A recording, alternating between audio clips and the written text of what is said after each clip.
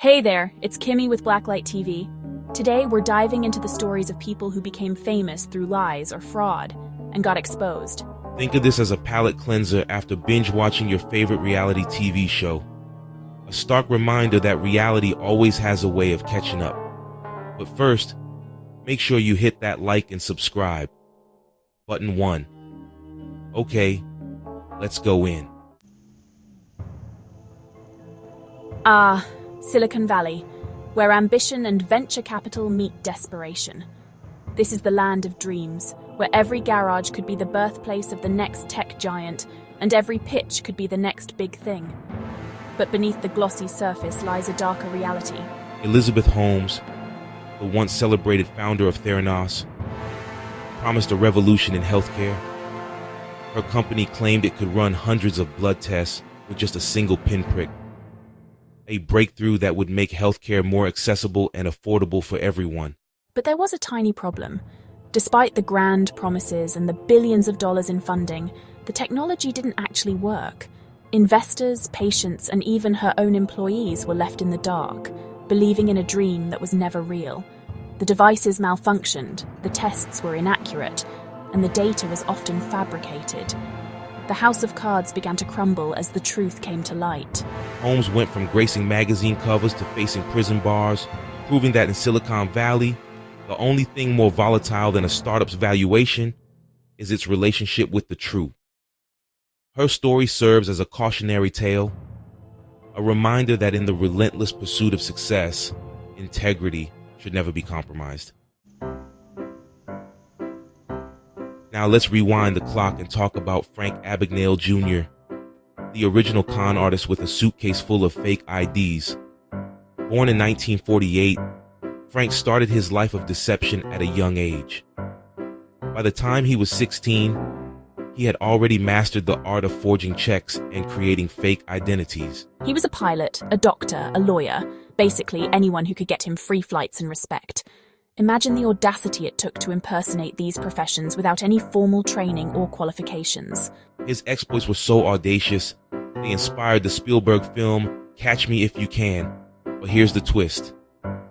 Frank's story doesn't end with his arrest. Abagnale eventually traded his life of crime for a career in fraud prevention. After serving time in prison, he was offered a deal by the FBI to help them catch other fraudsters. He went from writing bad checks to helping banks catch other con artists. Today, Frank Abagnale is a respected authority on fraud prevention, giving lectures and consulting for major corporations. His life is a testament to the idea that people can change no matter how far they've strayed. Now let's talk about Anna Sorokin, better known as Anna Delvey, the Instagram-savvy socialite who could charm her way into any exclusive party. With a carefully crafted persona and a wardrobe that screamed trust fund, Sorokin navigated New York society like a shark in Manolos. But like a Birkin bag in a rainstorm, her facade eventually started to crack, revealing that Delvey wasn't an heiress, but a master manipulator. Chapter 4. Lance Armstrong. A ride through lies and doping. From the world of high-stakes cons, we move on to the high-pressure world of professional cycling. Armstrong was the American hero who had conquered the Tour de France in cancer, but also turned out to be a fraud. Years of whispers and accusations revealed a systematic doping program that tarnished his legacy and the sport itself. Chapter 5. Jussie Smollett. A hoax that backfired.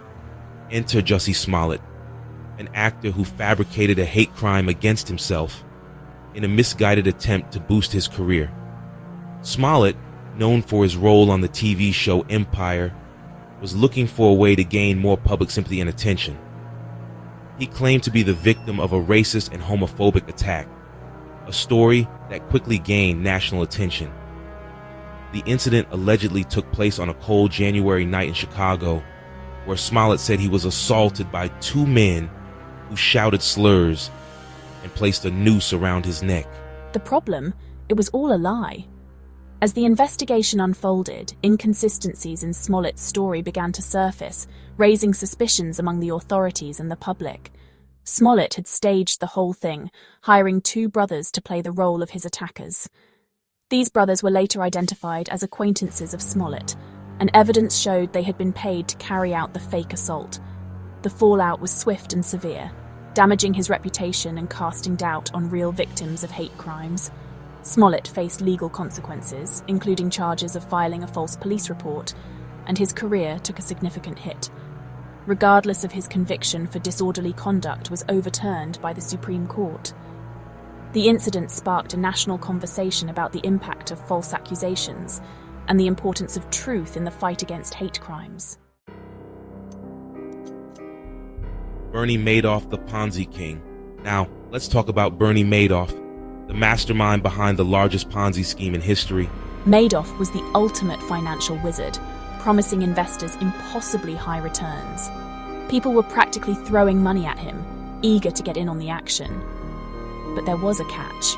It was all a giant lie. Madoff wasn't investing a dime. He was simply using the money from new investors to pay off older ones, all while living a life of unimaginable luxury.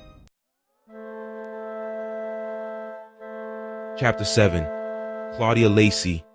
A mother's lie, a nation's pain. Claudia Lacey, a mother seeking justice for her son's death, found herself at the center of a viral narrative. She accused police officers of brutally killing her son, igniting protests and national outrage.